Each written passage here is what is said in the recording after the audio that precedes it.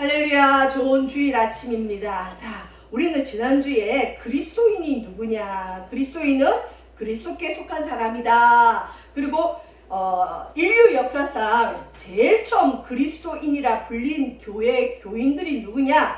그 예루살렘 교회가 아니라 첫 이방인 교회였던 안디옥 교회에서 이 사람들이 그리스도인이라 비로소 불리게 되었다. 그래서 그 뒤로 계속 우리를 예수님을 믿는 사람을 그리스도인, 기독교인, 크리스찬이라 부른다 그랬죠.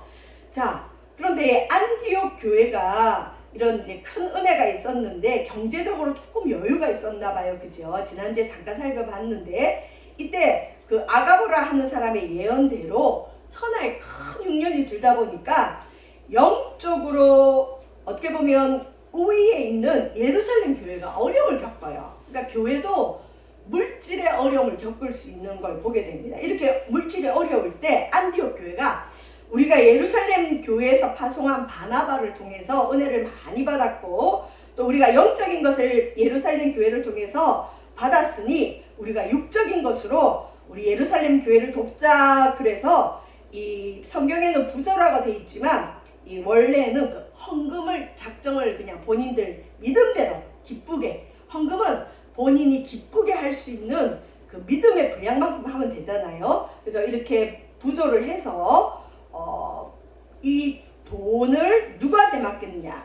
여러분, 물질은 돈은 아무나한테 안 맡기죠. 제일 믿을 만한 사람한테 맡기는데 바나바와 사울의 손으로 이 예루살렘 교회 장로들에게 이제 보냅니다. 자, 바나바와 사울이 예루살렘에 있는 동안에 있었던 일인지 어떤지 모르지만 우리가 12장 마지막 절 보시면 읽지는 않았는데, 자, 11장 30절에 보면 바나바와 사울의 손으로 이 부조를 장로들에게 보냈다라고 말씀이 끝나거든요. 근데 12장에 다른 얘기가 좀 나오면서 12장 마지막 절에 또 어떤 말씀이 나오느냐?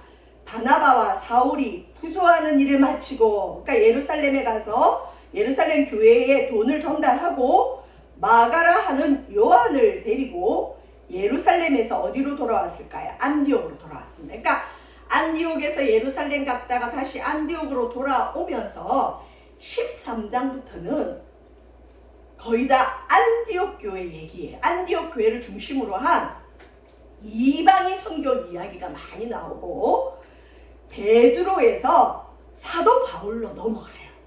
그러니까 이 12장을 분기점으로 역사의 큰 흐름이 바뀌는데 12장까지는 예루살렘 교회 중심, 근데 13장부터는 안디옥 교회를 중심으로 한 이방 선교 이야기, 12장까지는 베드로 중심의 이야기라면 13장부터는 예수님 믿는 사람을 박해했던 사도 바울 중심으로 일단 넘어갑니다. 자, 여러분 혹시 기억하실지 모르지만 사도행전 7장에 우리가 살펴보진 않았어요. 그 순교 장면이 하나 나오거든요. 초대교회 첫 순교자가 누구냐면 목회자나 사도가 아니라 평신도 집사 스데반이 처음으로 돌에 맞아 죽는 얘기가 사도행전 7장에 나와요. 근데 이제 우리 교회는 초신자분들이 많아서 제가 그 부분을 언급하진 않았는데, 예수 믿으면 죽어야 되나 보다 그럴까봐 겁을, 권사님들도 겁을 엄청 먹어요. 자기 보고 선교 가라고 할까봐, 또 순교해야 될까봐. 주님이 아무 말 안 했는데도 겁을 먹는 분들이 많아서 초신자분 있는데 그런 설교는 조금 그래서 일단 넘어갔는데, 자, 여러분 7장을 중심으로 스데반의 순교가 있고 난 이후에 예루살렘 교회에서 피난 갔던 사람들에 의해서 사마리아와 유대 땅에 복음이 많이 전해졌어요. 붐이 일어났어요.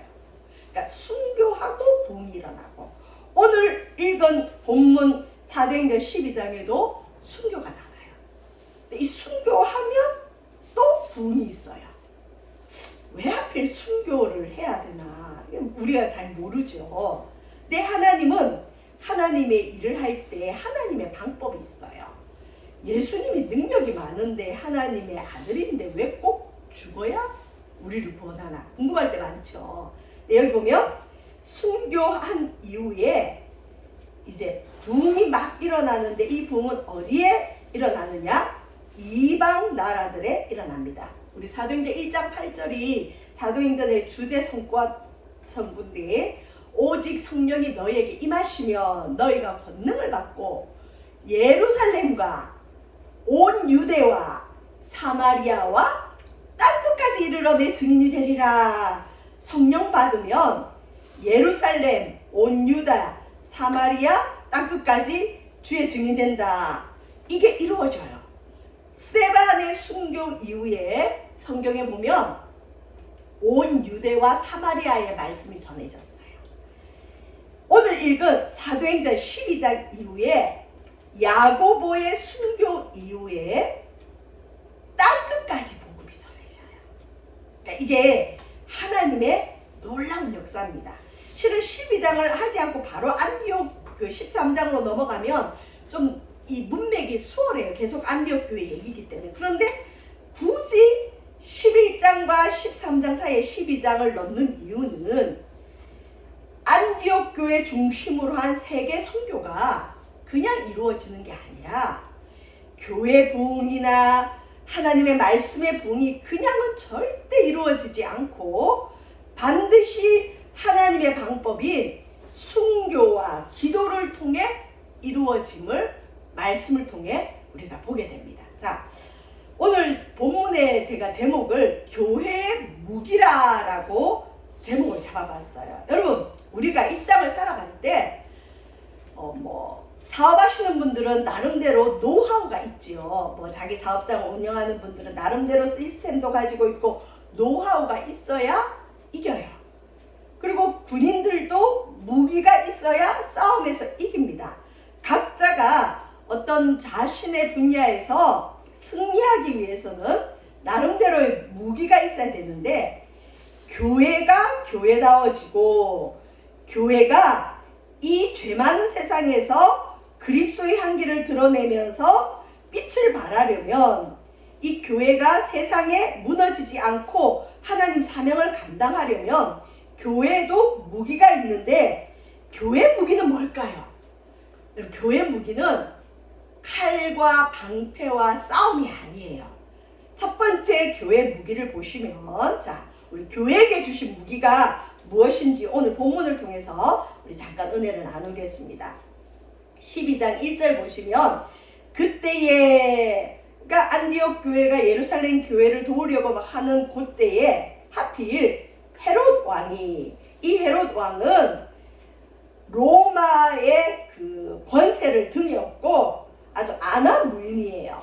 그리고 자기가 마음대로 권세를 휘두르려서 뭘 하느냐?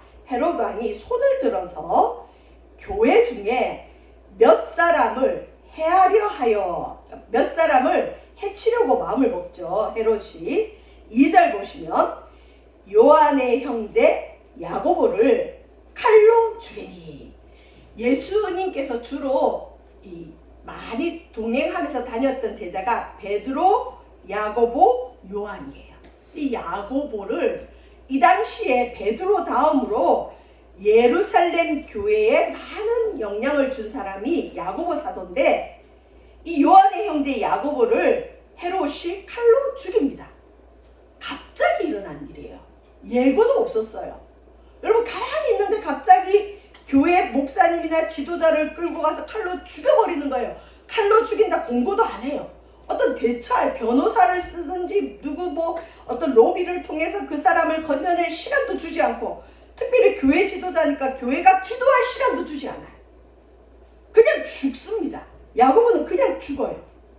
자, 근데 이 헤롯이 악한 것은 이 헤롯이 왜 야고보를 죽였는지 그 이유가 나옵니다. 3절에 보면 유대인들이 헤롯 왕이 이 예루살렘 교회의 지도자 야고보를 죽이는 걸 기뻐하는 걸 보고 그러니까 헤롯은 인기를 얻고 싶었던 거예요. 특별히 유대인들, 권력 잡은 자들, 유대인들의 인기를 얻고 싶었던 헤롯이 유대인들이 싫어하는 기독교 사도 야고보를 죽이고 났더니 유대인들이 그렇게 좋아하는 거예요. 눈에 가시와 같은 사도가 죽으니까 이 예수님을 잡아 죽인 유대인들이 너무 좋아하는 거예요. 그걸 보고 헤롯이 이제 더 의기양양해서 베드로까지 손을 댑니다. 베드로로 또 죽이려고 잡았어요. 그리고는 4절에 보면 이 베드로, 여러분 베드로는 능력이 아주 많은 사람이었어요. 근데 베드로가 야고보는 죽어버리고 베드로는 옥에 갇혔습니다. 이게 무슨 난리입니까? 하나님이 기적을 일으키면 베드로 피신시킬 수 있는데 하나님의 어떤 역사로 야고보는 죽고 베드로는 옥에 갇혔습니다. 그리고 이 베드로가 워낙 신출귀몰하고 또 갑자기 사라지기도 하고 하니까 이 헤롯이 4절에 보면 잡음에 옥에 가두어 군인 내식인 내패에 맡겨, 그러니까 16명의 군인들로 딱 베드로를 지키고 있죠. 자, 5절이 중요합니다. 5절이 또 교회의 무기입니다. 5절. 이에 베드로는 옥에 갇혔고 교회는 그를 위하여 간절히 하나님께 기도하더라. 여러분, 교회 첫 번째 무기는 이해가 안 가지만 순교가 무기예요. 순교자의 집안은 하나님이 굉장히 영광을 주세요. 축복을 많이 주세요. 우리나라가 교회들이 어떻고 저떻고 해도 우리나라에는 많은 순교자의 피 위에 교회들이 세워졌기 때문에 우리나라 교회는 쉽게 무너지진 않아요. 많이 부패했긴 했지만 하나님이 꼭 교회를 정결하게 하시고 새롭게 할 줄 믿습니다. 우리 한국의 교회가 왜 쉽게 못 무너지느냐? 순교자의 피 위에 세워졌기 때문이죠. 야고보는 무기력하게 죽었는데 베드로는 다행히 바로 죽이지 않고 옥에 가뒀어요. 교회가 정신이 번쩍 들었겠죠.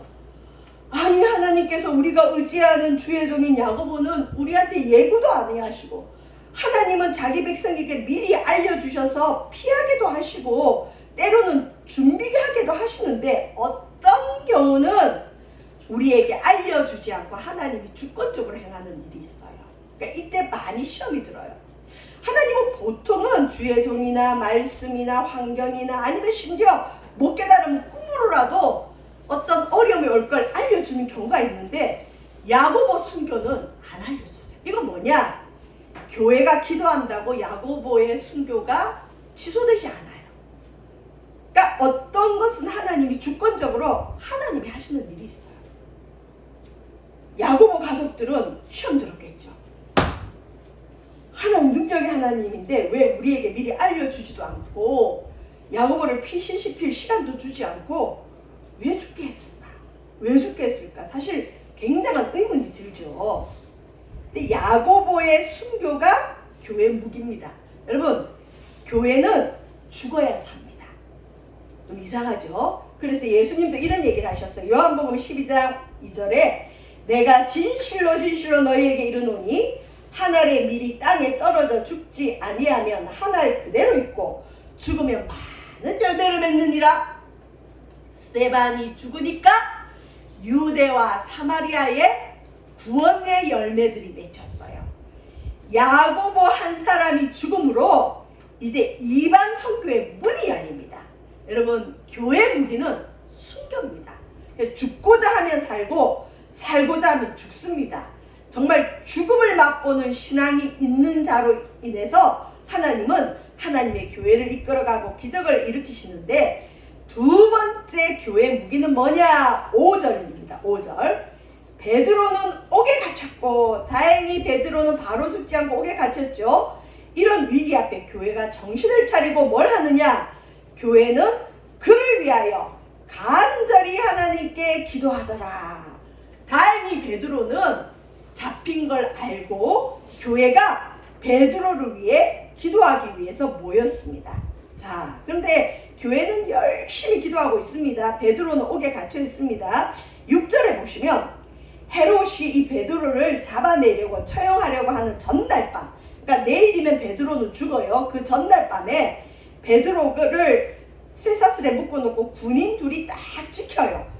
두 군인 틈에서 쇠사슬에 매어 누워 자는데, 여러분, 내일이면 사형을 당할 이 베드로가 죽기 전날인데 잠을 굴굴 자요. 왜 그럴까요? 내일은 자기가 죽을 걸 알아요. 왜 그럴까요? 평강의 영이 많은 거예요. 교회가 기도하니까 하나님께서 베드로에게 평안을 주셔서 베드로가 내일 죽더라도 오늘 편히 잘 수 있도록 하나님 은혜를 주는 거죠. 두려움이 없는 거죠. 자, 두 군인이 지키고 있어요. 쇠사슬에 매여 있어요. 파수꾼들이 문 밖에서 옥을 지키고 있어요.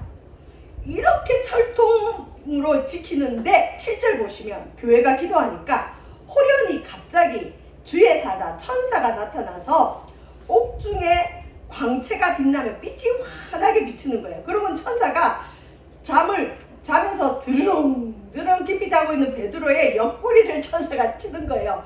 베드로야 일어나라. 너 이렇게 잘 때가 아니다. 쳐 깨워 이르되 급히 일어나라 하니 베드로에게 묶여있던 쇠사슬이 그 손에서 벗어졌어요. 여러분 어떤 경우 야고보의 경우는 이런 기도할 시간 안 주셨죠. 그냥 죽었어요.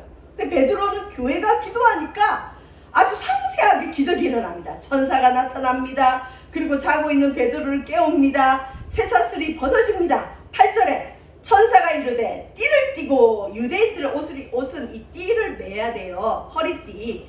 띠를 띠고 신을 신으라 하거늘 베드로가 그대로 하니 천사가 또 이르되 겉옷을 입고 따라오라 한대. 그러니까 천사가 아주 상세하게 베드로에게 지시를 하죠. 9절 보시면 베드로가 나와서 따라갈새 천사가 하는 것이 생시인 줄 알지 못하고 환상을 보는가 하니라.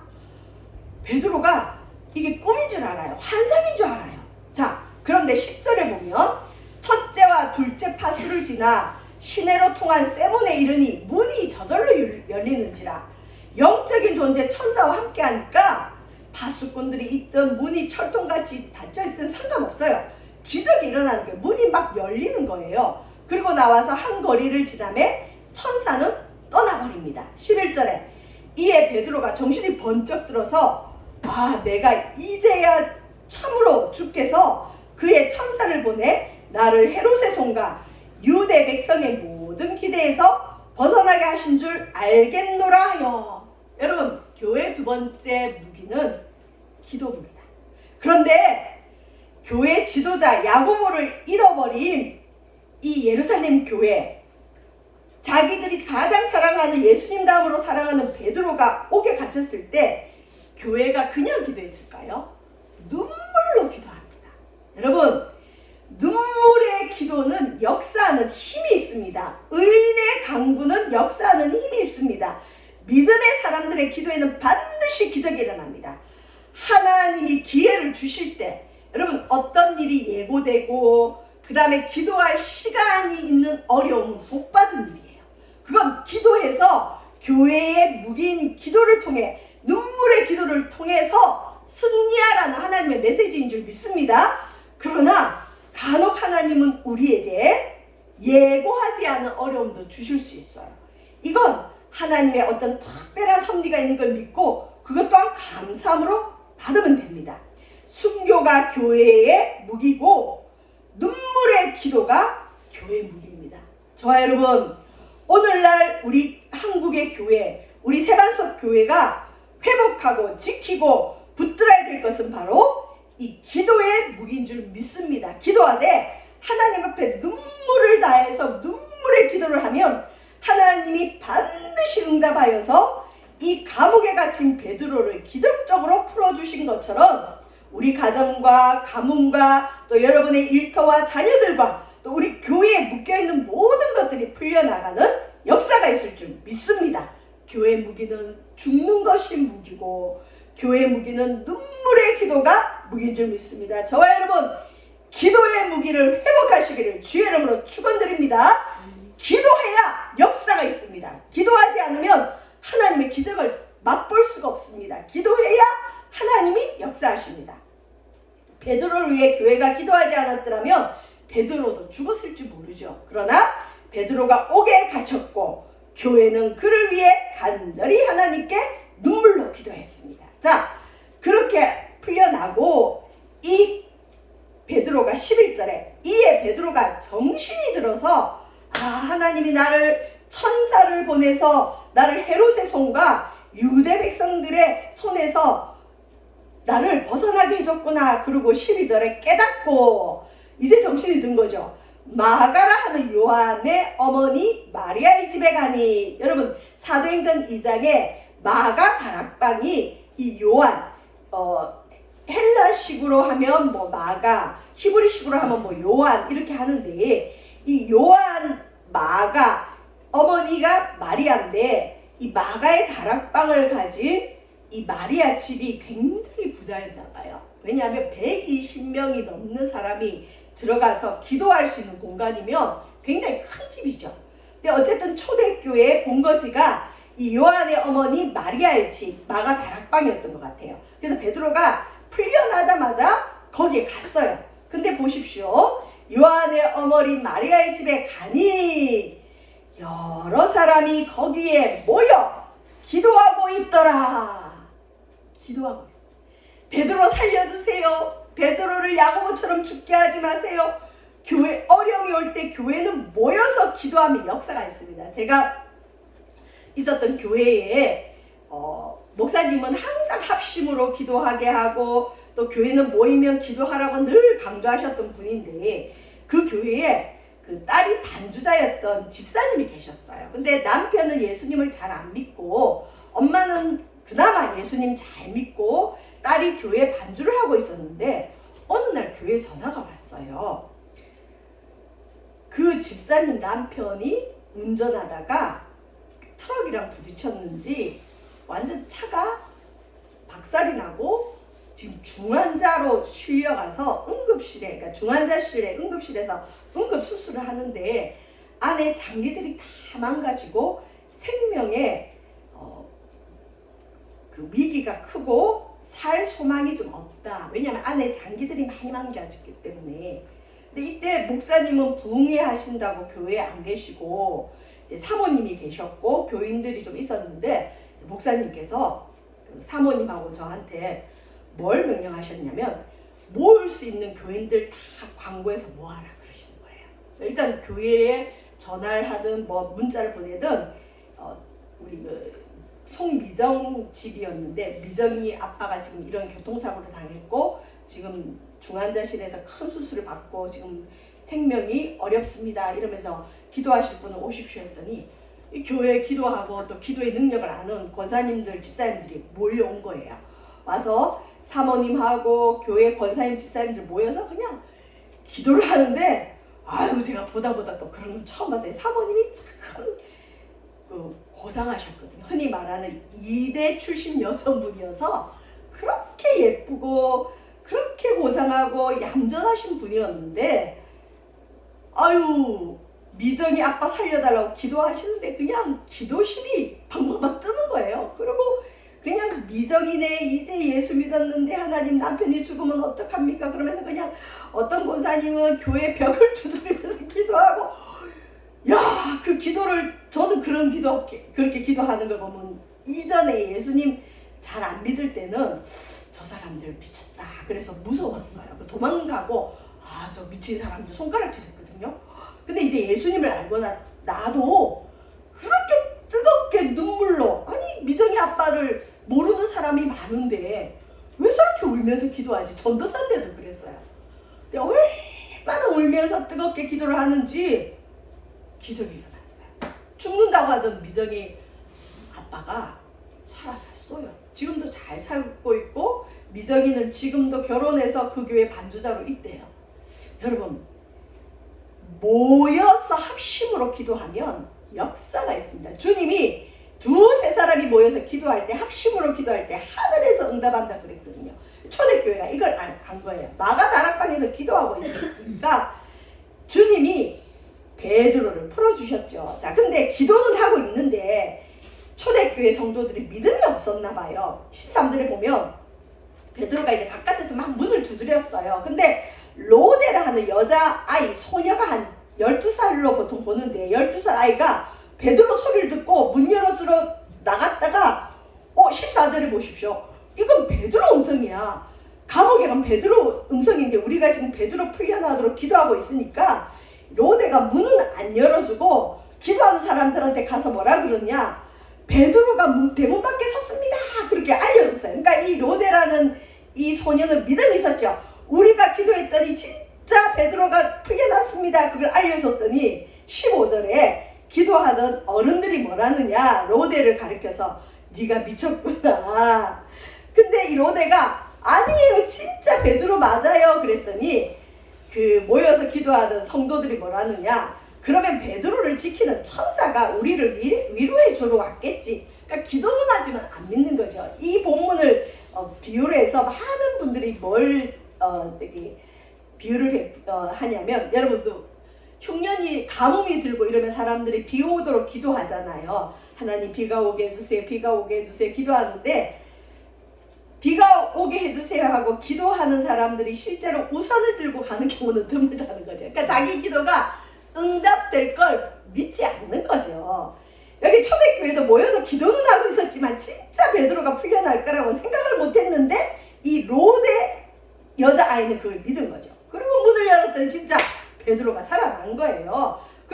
그랬더니 이 초대교회가, 야, 정말 기도는 우리의 무기구나, 순교도 무기고 기도도 무기구나. 하나님은 기도하면 역사를 베풀어 주십니다. 자, 그랬더니 어떤 일이 벌어지느냐, 이 헤롯 왕이 천지를 모르고 권력을 휘두르다가 자기를 해할 자가 아무도 없다고 생각했는데, 그리고 사람들이 이 헤롯을 숭배를 했어요. 헤롯이 권력이 많으니까. 그래서 뭐 헤롯이 어쩌고 저쩌고 하니까 뭐 이것은 신의 소리요 사람의 소리가 아니다, 그리고 헤롯을 숭배하니까 23절에 보면 헤롯이 사람들이 자기를 숭배하는 그거 영광을 하나님께 돌리지 않으니까 주의 사자가 쳤어요.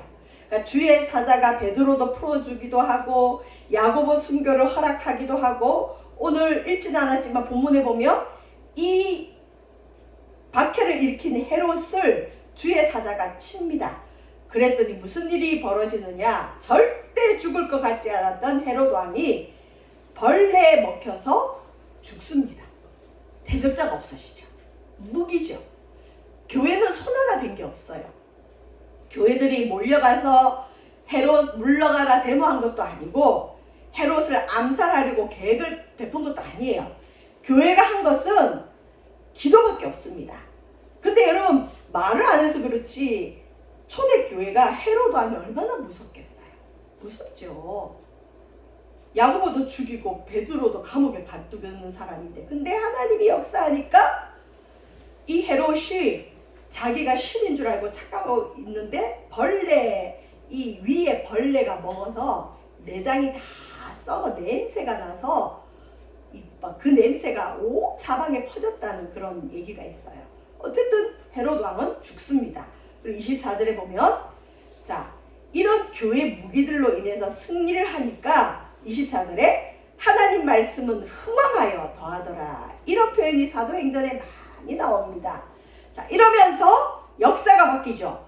바나바와 사울이 부조하는 일을 마치고 마가를 하는 요한을 데리고 예루살렘으로 돌아오니라, 이러면서 이제 야고보의 순교와 교회의 이런 기도의 무기를 통해서 이방 선교가 활발하게 이루어지고 부흥이 일어나는 이 말씀들이 이제 사도행전에 계속 이어집니다.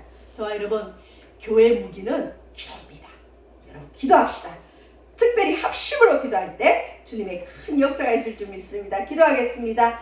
하나님, 교회에 무기를 주신 하나님, 기도에 무기를 주신 하나님, 순교라는 무기를 주신 하나님, 정말 어려움 앞에 주 앞에 기도함으로 승리하는 교회들 되어지도록 인도하여 주옵소서. 감사드리며 예수님 이름으로 기도합니다. 아멘.